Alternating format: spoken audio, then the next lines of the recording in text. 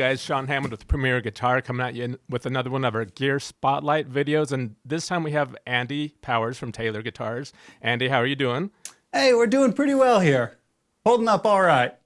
Good, good. Today we're going to talk about the GTE Urban Ash, right? Yeah, that's this guitar that I've got in front of me. What's the story on this one? Well, it's kind of an interesting background. It's been going on, the development of this guitar is quite a few years in the making. You know, you're familiar with the GS Mini guitars that we build and where those came from, the ways that we play those, the ways that we build those. And you're familiar with a lot of our other, call it full-size guitars, you know, the grand concert guitars and the grand auditoriums and whatnot. Now, in conventional terms, we have categories like the full-size guitars and the travel guitars. But we believe that all the guitars should be fun to play. They should all be comfortable.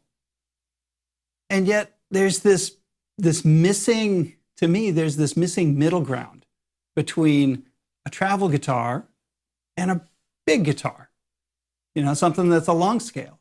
And so I'd wanted to build an instrument that fit in between those spaces. So it was a scale length that was a little longer than what you typically would see for a small guitar like a GS Mini, yet smaller and shorter than what you would see on like a long scale guitar. So this was an instrument that we designed to fit like this middle length in terms of string length as well as proportions.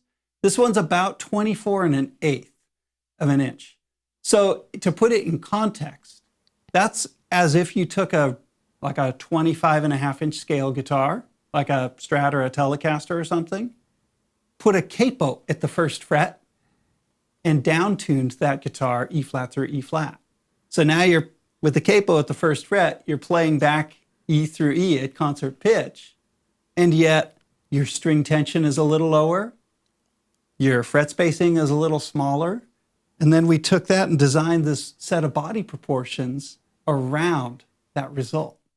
So what you end up with is this guitar, it's like right in the middle of where you would normally divide instruments. That's a really fun area too, because I mean, my perspective on that mainly comes from electric guitar. That's basically like playing a Jaguar, a Fender Jaguar. Very similar. It's very similar to the feel that you would have out of like a Jaguar if you compare that to a Jazzmaster, right? Yeah, yeah. So the body dimensions are a little bit more compact too, is that right? Yeah, everything was, I started with the string length and then scaled everything else, the curves, the size of the neck, the size of the body, everything to fit that string length. And so this, if you look at it from a distance, you'll notice it's pretty similar to, say, a grand orchestra guitar. The set of curves is actually very similar to that, but they've been taken and reproportioned to fit around this string length. So in essence, you tried to shrink everything in proportionately or in at the same ratio? Yeah, it's sort of taking a cue from a piano designer. Like when you think of pianos, you've got baby grands, you've got concert grands, you've got all these different sizes of pianos. It's all based around the string length. How long is the string from here to here, from nut to saddle? You know, you decide that. It's a very fundamental choice to make. And then design the rest of the instrument around how long that vibrating string is.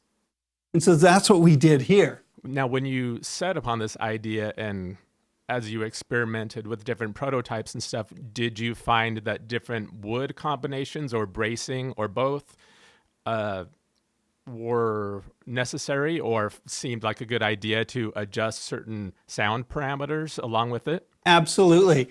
In fact, I had first tried building one of these back in maybe 2013, 2014, and thought, okay, the string length is great, the body is great.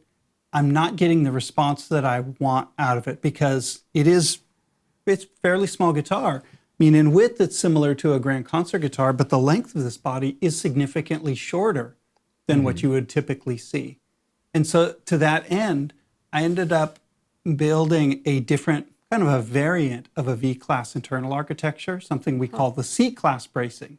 The new bracing architecture that allows for a deliberately asymmetrical voicing to make up for some of the things that you normally would find lacking in a small guitar body. Huh. Now, has the C-class bracing been used on other models? No, that's something new that we've introduced just on this guitar.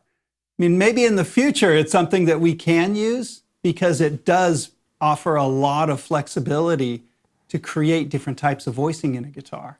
Now, I'm sure people are, like all people watching gear videos, are eager to hear more of it. And we'll get to that in a second. But do you want to quickly sort of summarize what's different about the C-class bracing and perhaps just, talk about the top is ash, right? The top on this guitar is actually spruce. It's a Sitka spruce like you typically would have. But you're right in talking about ash. The back and sides of this guitar are built with what we call urban ash, which is ash that we've harvested from fallen city street trees. And so this was a kind of our next foray into the world of what we call urban forestry, where all throughout cities, all over the world, people plant trees. They take care of them. They plant them for windbreaks, noise barriers, for cooling and shade and all those things. But at a certain point, they become too large or they become hazardous. I don't want them to fall over and crush cars or anything. And so instead of chipping those trees up as mulch, we started looking at different species that we could utilize to build guitars with, because there's good value in those trees if you're willing to put the effort in. And so this is an instrument. Earth-friendly, cool green initiative that you guys are doing. Yeah, it's wonderful. It's looking at what's available right in your own backyard rather than going halfway around the world to try and take the last sliver of some other wood. Have you guys thought of sending anyone out here to Iowa, where we had a huge derecho storm here in August, and trees are still being cleaned up everywhere? I don't know if you guys heard about that, but they're still lining the streets. You guys should make a trip out for that. No, but seriously, do you want to tell us a little bit? Actually, I am somewhat serious when I look at the urban forestry project and think it's a demonstration project, because literally in your neck of the woods, out in Iowa, across every city on this green earth, there are trees that have been planted. That's a potential resource for future usage because it's there, but after those trees have fulfilled their useful purpose, we have an opportunity to make something great out of it. Yeah, that's really cool. And so it is a really intriguing thing to be part of. So how does C-class bracing differ really quick from V-class? And then I'll shut up and let you just do some more of your great playing, because you're such a great player. Well, thank you. Okay, the general idea is that it's still based off these principles that flexibility is what contributes to good volume, and strength or rigidity is what contributes to sustain. Unlike the V-class idea, which is a very symmetrical bracing architecture, this bracing architecture is very asymmetrical. In fact, one part is, as we describe it, it's unsupported. Of course, the brace is actually attached to the top, but it's deliberately left more like unnaturally flexible.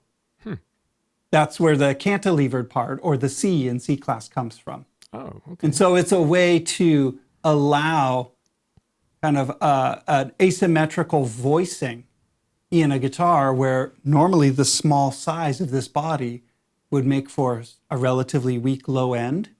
In this case, we can use the asymmetrical aspect of the C-class design to help make up for some of that. So this guitar ends up feeling a much bigger and more robust voice than its size would suggest.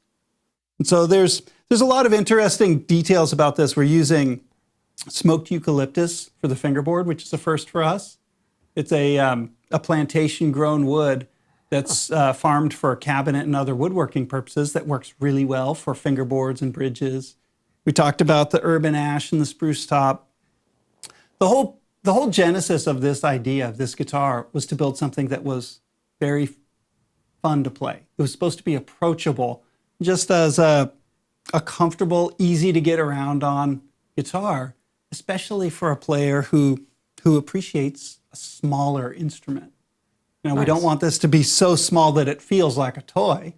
It's got to be just right sort of size. Cool.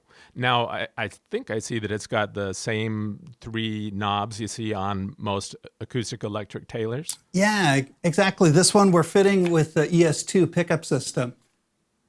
So it works really well for stage usage when we someday can go back to playing on stages. Right. And more lately for playing through recording purposes, through playing through somebody's, electric rig, that kind of thing. It's a really good setup for a lot of playing styles. Cool. Now, on the intro, did we hear you with a blend of sounds, or was it going direct into your DAW? Or Yeah, right now we were using a microphone in front of me, and I've got it plugged in through a DI, so we can try to blend some of it together. Well, do you want to play maybe something that is one or two other samples of Sure. types of playing that you think highlight what the Urban Ash is great at? You bet. And if you don't, actually, if there are, you could play us out, is what I'm getting at here. I don't want me to yak anymore. I just want people to enjoy what it sounds like. But do you want to tell people how much it is and where to go to find out more, and then maybe play us out? Sure. Yeah, for more information, check out taylorguitars.com, and you'll have all kinds of bits and pieces about the backstory, the different features, the specs, the particulars of this guitar, and where you can find them.